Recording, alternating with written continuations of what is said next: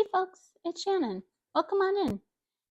Today is the ninth night of Samhain, and we are going to be talking about what traditions and rituals I do during Samhain.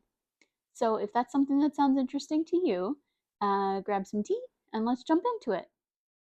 Apparently, Dragon is going to join us, so sorry about the interruptions. He's right here and he wants attention. Attention. When I left the church and came into my witchcraft era, um, my relationship to this time of year changed again, and I realized just um, the depths of spiritual meaning that can be this time of year. And so my practice has shifted away from kind of some of the spooky, scary, candy shenanigans, even though I love that stuff still. Um, but I don't have a lot of kids in my immediate circles. And so um, I think I am able to lean into some of the more solemn and more reflective parts of Samhain, which I enjoy quite a bit. So, all this to say, there are three main practices that I almost always do on Samhain if I can. So, one of those is some kind of ancestor veneration, the next is a hedge ride, and the last is divination. So, um, this is a common thread with how I celebrate a lot of the Sabbats. The ancestor veneration is probably the most unique to this time of year for me. And obviously, the type of divination I do and the type of hedge ride that I do are influenced by like seasonal themes as well. But this is how I celebrate things in general, and a big part of my practice is divination and hedge riding. So it makes sense that they get involved on the most witchy day of the year. This ancestor veneration has kind of evolved over time too. The first couple of years I was a witch, I didn't have anything to do with it. I have a really complicated relationship with my family, especially my nuclear family. And so I met Kirbo and was in a teaching with them, and they basically told me, "Hey, your ancestors really want to connect to you," and that was challenging for me for quite a while. And it took me a while to realize that like ancestor is a nuanced word. So it's not just like blood relations going back up the tree, though it is those people. But my ancestors of place, my ancestors of like shared interests, my ancestors of yeah, lots of other things, of land, of things, are just as important to me too. And I don't have to work with all of my ancestors. So Kirbo taught me to call in the ancestors that are well and well intentioned, and that was really important for me to feel comfortable to work with my ancestors. So that was kind of how things started. The first thing that I did was set up an altar, and I do an okay job of maintaining it. You've seen it in some of my videos. It is where I keep my jewelry, and so I usually interact with it every day. And I try to clean it up every couple months, make sure that the dust doesn't settle too thickly. But that was kind of the next step in my ancestor journey. And then I sort of got into research, and so started playing around with some genealogy websites and got my DNA tested, and started looking into like who and where my people come from. And from there, kind of reached out during a hedge ride and started to get to know some of them. And then there's also the book Ancestral Tarot and Ancestral Grimoire. And I spent a year last year, 2023, walking through the year with several of my ancestors. So I got to know some of them much more closely.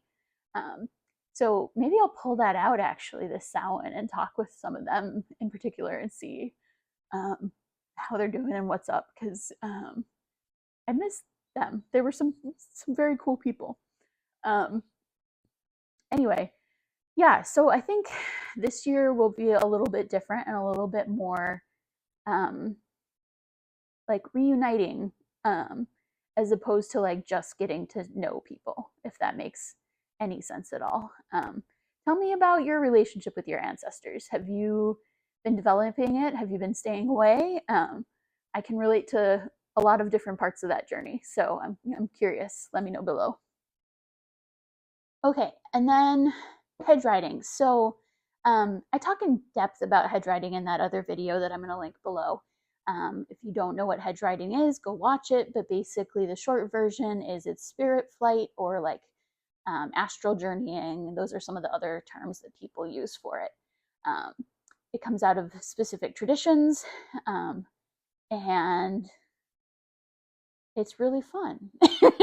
So I realized I could hedge ride a couple years into my witchcraft journey, and I've been having some trouble with it lately. I'm not gonna lie. So like, I haven't been feeling as called to it as often, and in part that's because when I do try to hedge ride, I'm finding that I'm falling asleep, and so I think some of that is just like general stress levels.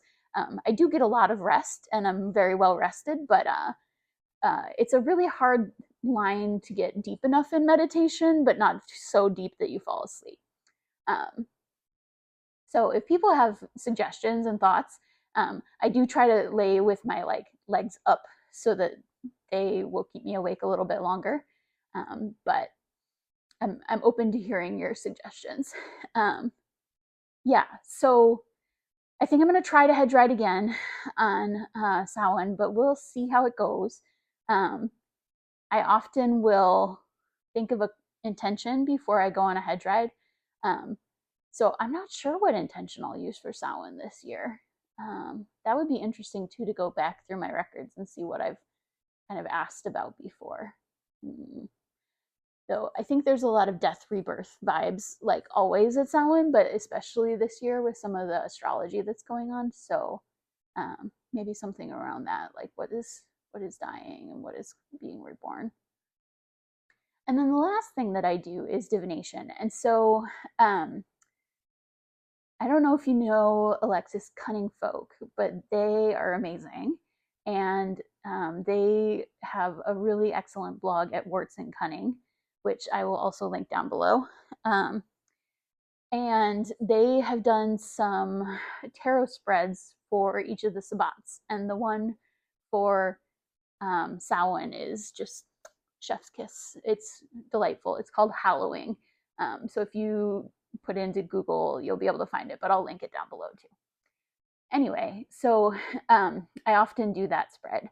And then there's another part of that spread where you can kind of flip it upside down and use that to look at all of the portions of next year, from Samhain to Yule, from Yule to Imbolc, from Imbolc to spring equinox, and kind of around the wheel.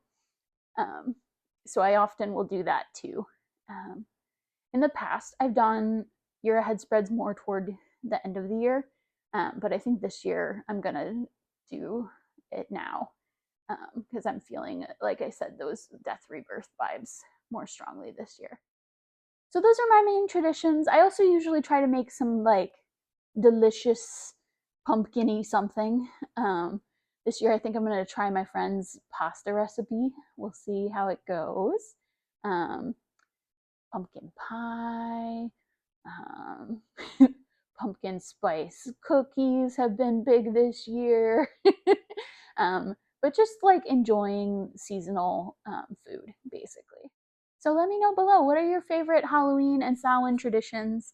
What do you do this time of year? And what do you consider this time of year too, I guess? Is it like just Halloween into All Souls Day, or is it more of a season for you? I'm definitely more of the season variety. Like, I've been celebrating spooky season for a while now. So yeah, let me know all of that below, and I'll see you again tomorrow. Bye!